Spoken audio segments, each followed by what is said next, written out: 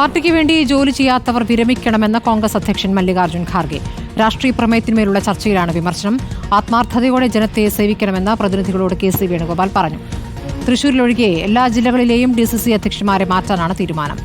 നൊബിൾ മാരിക്കാരൻ വിശദാംശങ്ങളുമായി. നൊബിൾ, എന്താണ് അറിയാനാകുന്നത്? ഇപ്പോൾ പ്രവർത്തിക്കാത്ത നേതാക്കൾ വേണ്ട എന്ന കടുത്ത നിലപാടിലേക്ക്, തീരുമാനത്തിലേക്ക്, പ്രതികരണത്തിലേക്ക് മല്ലികാർജ്ജുൻ ഖാർഗെ കടന്നിരിക്കുന്നു.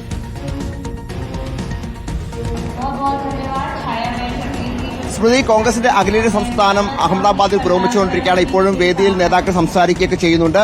വിവിധ തരത്തിലുള്ള വിഷയങ്ങളാണ് ഇപ്പോൾ ചർച്ചകൾ പ്രധാനമായും ഉണ്ടായത്. രാഷ്ട്രീയ പ്രമേയ ചർച്ചയിലാണ് ഇപ്പോൾ ഇവിടെ ചർച്ചകൾ നടന്നുകൊണ്ടിരിക്കുന്നത്. രാവിലെ ആമുഖ പ്രസംഗത്തിൽ മല്ലികാർജ്ജുൻ ഖാർഗെ വിവിധ വിഷയങ്ങളിൽ കോൺഗ്രസ് നേതാക്കളുടെ കൃത്യമായി ഉപദേശം നൽകിക്കൊണ്ടാണ് മുന്നോട്ട് പോയത്. അത് ഏറ്റവും പ്രധാനപ്പെട്ട കാര്യം, പാർട്ടിക്ക് വേണ്ടി പ്രവർത്തിക്കാൻ താല്പര്യമില്ലാത്തവർ വിരമിക്കണം എന്ന നിലപാടാണ് അദ്ദേഹം പങ്കുവച്ചത്. മറ്റൊരു പ്രധാനപ്പെട്ട തീരുമാനം ഇന്നിപ്പോൾ ഉണ്ടായിരിക്കുന്നത് DCCകൾക്ക് കൂടുതൽ അധികാരം നൽകുന്നതുമായി ബന്ധപ്പെട്ടുകൊണ്ടാണ്. DCCകൾക്ക് തെരഞ്ഞെടുപ്പിലെ സ്ഥാനാർത്ഥികളുടെയും അടക്കമുള്ള കാര്യങ്ങളിൽ കൃത്യമായ പരിഗണന നൽകിക്കൊണ്ട് അധികാരം നൽകാനുള്ള തീരുമാനം ഇന്നിപ്പോൾ മല്ലികാർജ്ജുൻ ഖാർഗെ ഈ വേദിയിൽ പ്രഖ്യാപിക്കുകയും ചെയ്തു. അത് വളരെ പ്രധാനപ്പെട്ട നീക്കങ്ങളിൽ ഒന്നാണ് എന്ന കാര്യത്തിൽ യാതൊരു സംശയവുമില്ല. അതോടൊപ്പം തന്നെ പാർട്ടിയിലേക്ക് തിരിച്ചു മടങ്ങുക, കേന്ദ്ര സർക്കാരിന്റെ വിവിധ നയങ്ങൾക്കെതിരെ ശക്തമായ നിലപാടുകൾ സ്വീകരിക്കുക, കേന്ദ്രത്തിന്റെ വിവിധ കാര്യങ്ങൾ, പ്രത്യേകിച്ച് ഗവർണർമാർ സംസ്ഥാനങ്ങൾ നടത്തുന്ന ഇടപെടൽ അടക്കമുള്ള കാര്യങ്ങൾ രൂക്ഷ വിമർശനം ഇന്നത്തെ ഈ സമ്മേളനത്തിൽ ഉണ്ടായിട്ടുണ്ട് എന്നത് യാഥാർത്ഥ്യമാണ്. സംസാരിക്കുന്ന നേതാക്കളെല്ലാം വലിയ ഭാഷയിൽ, വലിയ രൂക്ഷമായി തന്നെയാണ് വിവിധ വിഷയങ്ങളിൽ പ്രതികരിക്കുകയും ചെയ്യുന്നത്. അതോടൊപ്പം തന്നെ ഇന്നിപ്പോൾ ഈ രാഷ്ട്രീയ പ്രമേയത്തിനുള്ള ചർച്ചയിൽ ശശി തരൂർ കേരളത്തിൽ സംസാരിച്ചിരുന്നു. അദ്ദേഹം സംസാരിച്ചപ്പോൾ വള്ളത്തോളിന്റെ കവിത അടക്കം പറഞ്ഞുകൊണ്ടായിരുന്നു അദ്ദേഹത്തിന്റെ പ്രസംഗം വന്നത്.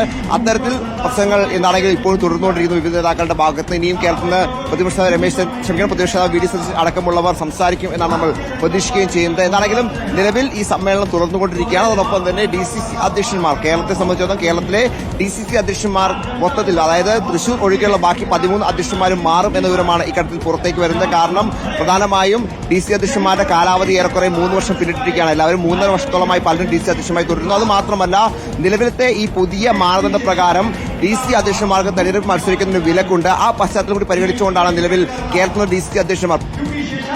ശരി, നൊബിൾ മാരിക്കാരനാണ് വിവരങ്ങൾ നൽകിയത്.